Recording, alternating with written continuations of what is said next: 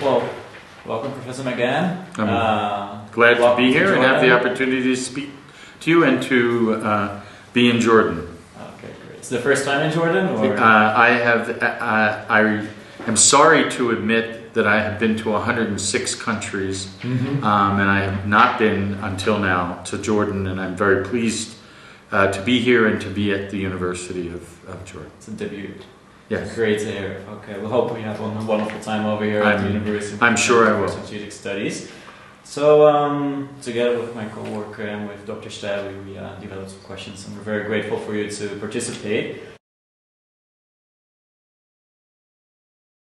About 30 years ago, a question was posed to me because I was responsible for funding think tanks in the United States and an $11-12 million program for the Pew Charitable Trust. One of my colleagues raised the question that endures today, which was, why are we funding all of these think tanks where their ideas and analysis only ends up on books that end up on shelves gathering dust?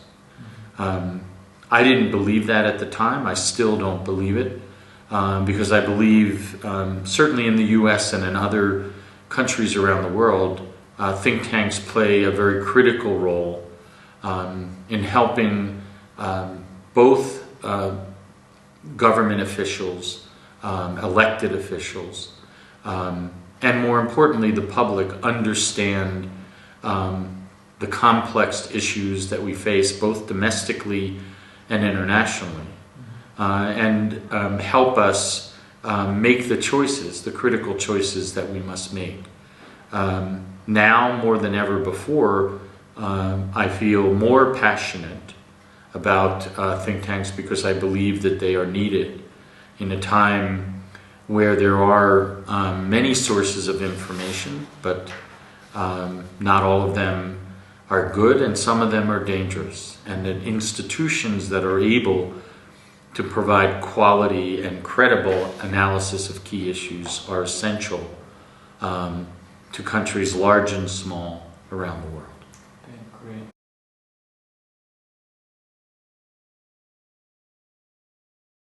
great.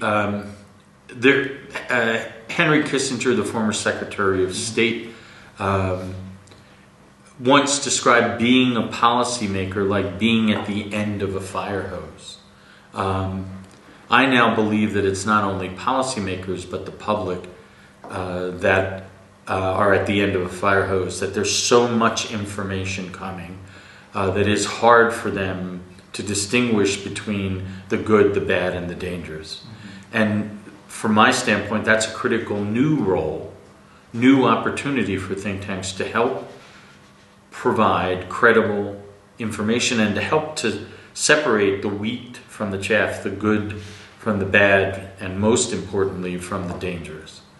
So I think they're not contributing to it, but helping deal with this endless flow of information where trust, and one of the unfortunate things in what I describe as information insecurity, is who do you turn to trust for information? And I think that, obviously traditional institutions such as the media, and I believe that in my most recent book, The Fifth Estate, that think tanks constitute the Fifth Estate as an important set of institutions in both government and in civil society around the globe that help policymakers and the public understand complex problems and, more importantly, identify solutions for how to deal with them.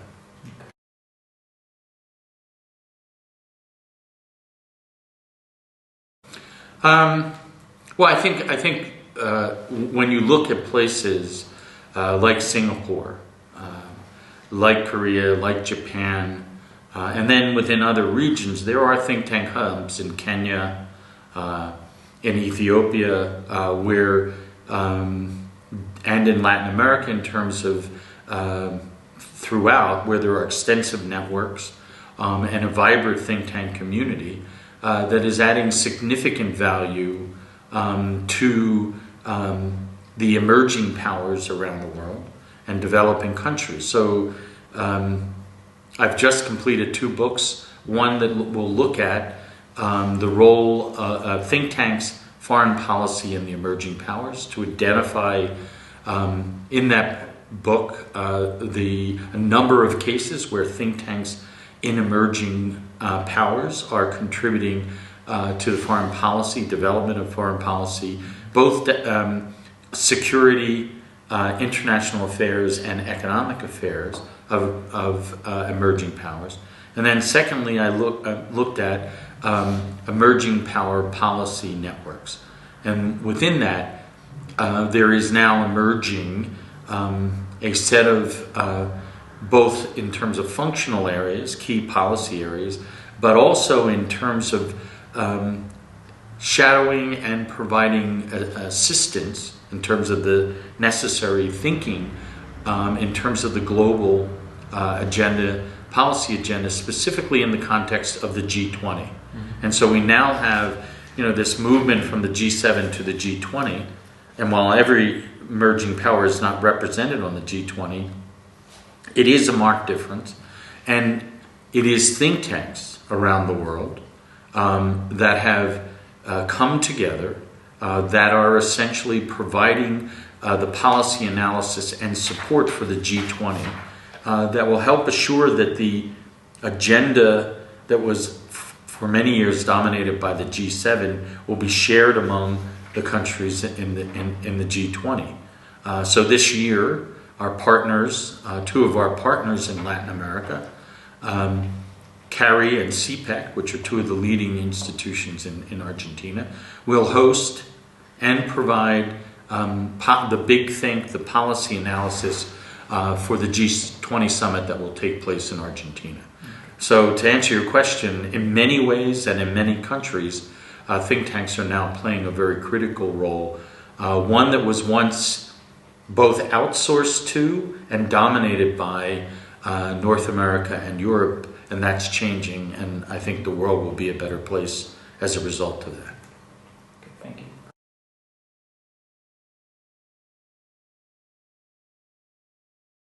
Well, I mean, I see a lot of improvement, but I also see a long way to go. I also see a number, 4 trends that I think require think tanks to redouble the effort. One of them is the continual, relentless technological innovations that create disruptions, not only in the think tank world, but in many industries and many parts of society. The second is the sort of internet and globalization that essentially enable ideas and information to flow around the world.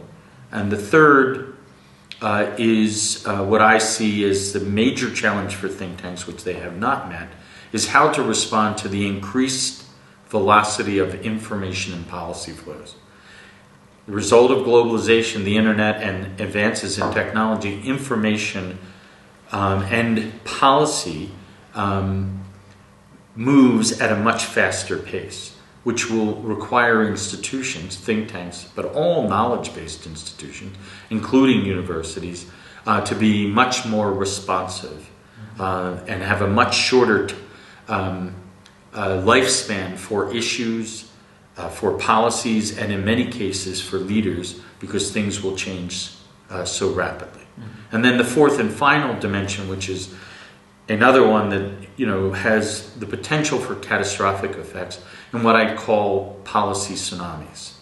Because of the internet advances and the increased information and policy flows, there will be economic, social, political, environmental forces that will appear as a small dot in one region and then will mushroom and sweep across the globe. And though I don't think anyone will expect that think tanks will, predict those happenings, but we need to do a much better job of surveillance in the sense of global scanning to identify and understand these trends and the interrelationship between them and the increased information and policy flows. And for that, I think, once again, like what I described in terms of filling the gap where media has been shrinking, injecting quality information into the analysis. The other area is the ability, both in terms of techniques and analytics, to better understand in almost real time this phenomenon that will shape politics, public policy in countries, and will occur in a way that for some institutions they won't understand it until well after it's happened, and then it's too late. Mm-hmm. And so the question is, restructuring think tanks so that they are smarter, better, faster, and most of all, more mobile. Mm-hmm. Because we live in for good or ill, we have devices that are very powerful, but they're very mobile, and most people increasingly are getting their information from those devices. And then once again, the two of you, who are very young, relatively, are an example of the future of the institutions. This interview and the way that you're conducting it and the things that you do here at CSS are an example of institutions that are effectively responding and creating content for this new world that we're in, and showing the fact that CSS and other think tanks are changing their business model to the realities that have changed in the marketplace of ideas. Well, I think it's the area where I'm, I think not only in the Arab Spring, but I think, and not to focus on the U.S., but Donald Trump very effectively used social media, used tweets, also was able to target specific markets for the greatest impact. That lesson, when coupled with other events in terms of the Arab Spring and in other countries around the world, provide, I think, overwhelming evidence that the approaches that many think tanks have, which focus on publishing books and journals, that are see that tweets are dumbing down and not understanding that content and the quality of ideas of think tanks will continue to be paramount, will continue to be the realm and the coin, and where their credibility will flow. But what needs to change is the way that what form the analysis and research is presented, and more importantly, the way that it's disseminated and communicated. Those are where real changes need to take place. Not every institution is doing it. Some are understanding that if you use infographics, that if you use social media, that it becomes a lure, a means of attracting people to greater in-depth analysis of content. But they're not going to connect with an institution and certainly be drawn in by the content and analysis if there is not a sophisticated communications strategy. And I think that's the essential element, and understanding the value and power of infographics, of big data, of video clips and on issues, and so that you're doing issue briefs not in a in a 25-page brief, but in a 25 or 20-minute video clip. That's the new direction. That's where people are going to access information. You're meeting the audience where it is, not forcing them to come where they don't want to go. And therefore also offering a counterweight. Right, of course. And I would say that whether it's, I think, we will see the dangerous grow if there isn't institutions like FGV that's here at this conference, or ISPI, or IFRI in Paris, or Chatham House, or Brookings. If they do not understand and do not respond and provide content, it will be provided by others, and that's where the danger is.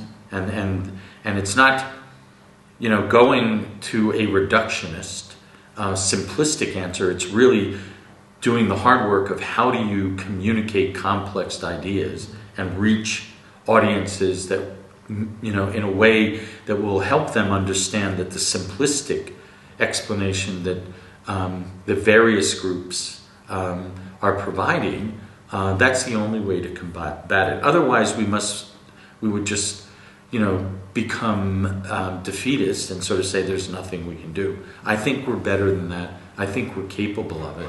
And I think that the think tank community can effectively respond to it. Okay, thank you very much.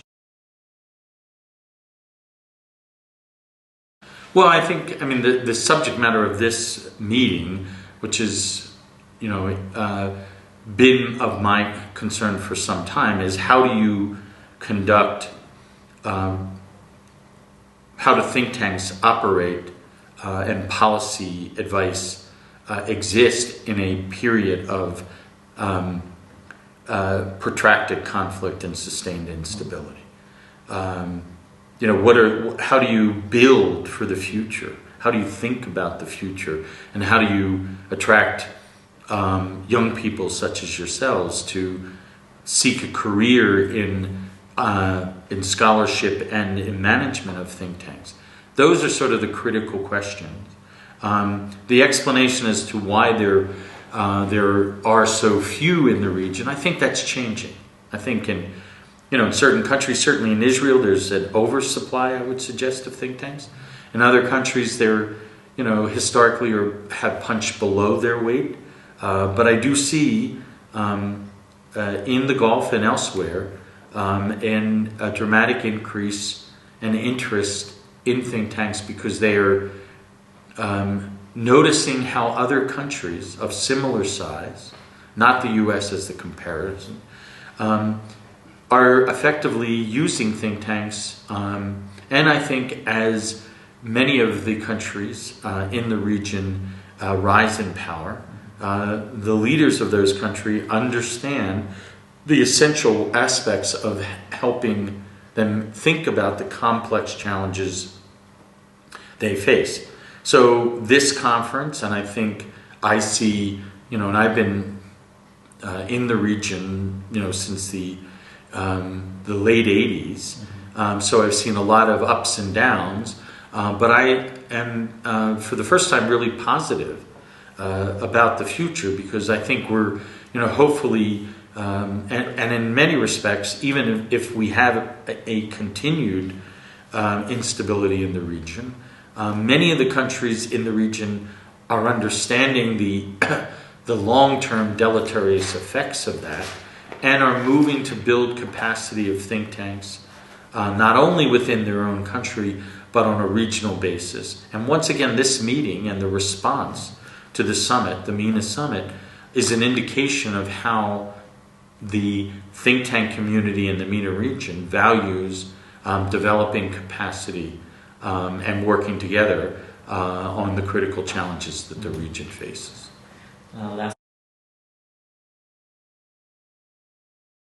Well, I think we will continue to partner with think tanks in the region.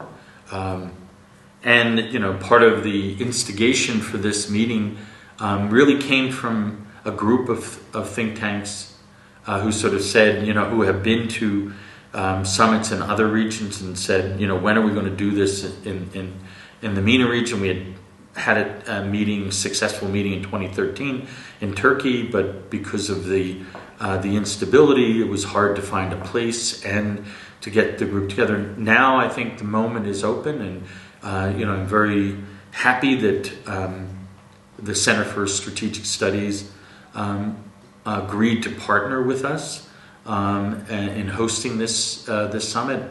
And I think from this we will continue to be supportive. But in every region we have partners, and in every region we now have planning committees that, from my standpoint, will carry this into the future, and the ownership and leadership on the direction of the MENA summits will come from institutions within the region.